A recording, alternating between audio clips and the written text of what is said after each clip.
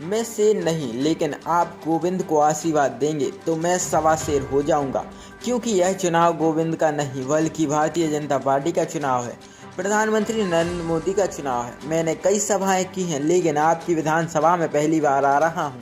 फिर भी अगर आप यहां से भाजपा प्रत्याशी गोविंद से राजपूत को जिताएंगे तो मैं वादा करता हूं कि आप मुझे साल भर में कभी भी बुला लेना। मैं आप लोगों से मिलने के लिए जरूर आऊँगा। आप सभी लोगों को इतनी बड़ी संख्या में देखकर प्रसन्नता हुई है। मैं जनता को शीश झुकाकर अभिवादन करता हूँ।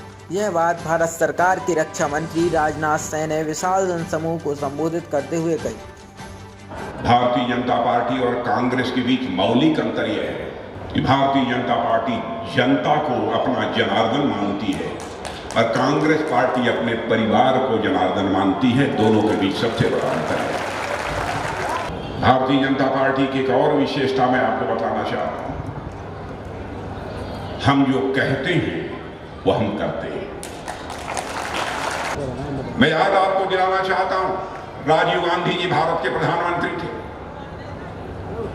राजीव गांधी जी ने एक बार अपनी मजबूरी जाहिर करते हुए कहा था मैं क्या करूं, मैं दिल्ली के बैंकों से 100 पैसा भेजता हूं, लेकिन मुश्किल लोगों की जेबों में 14 पैसा पहुंच पाता है, 86 पैसा भ्रष्टाचार की भेंट चढ़ जाता है।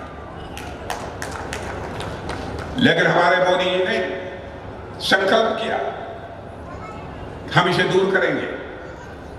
और मुझे याद है पहली बैठक थी, मोदी जी प्रधानमंत्री बने थे, गृह मंत्री के रूप में मैं था। उस बैठक पे हम 2 ही लोग थे, सारे अधिकारी बैठे थे। मैंने पूछा मोदी जी से कि सभी का बैंकों में खाता क्यों खुलवा रहे हैं? कहे राजनाथ जी करिश्माई का।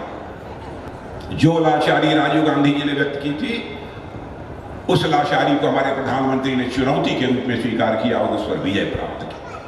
आज ये दिल्ली के बैंकों से 6,000 रुपया प्रधानमंत्री किसान सम्मान निधि के अंतर्गत चलता है, तो 6,000 का 6,000 आपके खाते में पहुंचता है। 1 पैसा भी इधर नहीं होते जा। हमारे प्रधानमंत्री ने गारंटी दिया, ऐसे हिंदुस्तान के मेरे गरीब भाइयों, यदि तुम्हारी जेब में एक भी पैसा नहीं है, यदि बीमार हो जाओगे तो 5 लाख रुपए तक का तुम्हारा मुफ्त इलाज किया जाएगा। यह है वो है। मेरे बहनों भाइयों, आज यदि कोई भी भारतवासी दुनिया के दूसरे देशों में जाता है तो उसका सीना चौड़ा रहता है, सिर झुका के नहीं चलता है बल्कि सिर उठा के चलता है। भारत का कद सारी दुनिया में बढ़ा है। पहले दुनिया के मंचों पर, अंतर्राष्ट्रीय मंचों पर जब कोई मीटिंग होती थी, भारत कुछ बोलता था तो लोग भारत की बातों को गंभीरता पूर्वक नहीं लेते थे, टाल देते थे। भारत बोल रहा है, यानी भारत गरीब है, भारत कमजोर है, यह लोग मानते थे।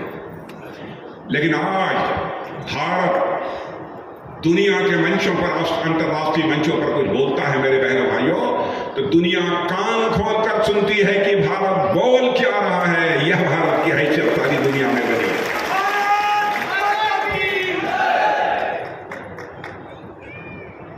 यह हैसियत बनी है।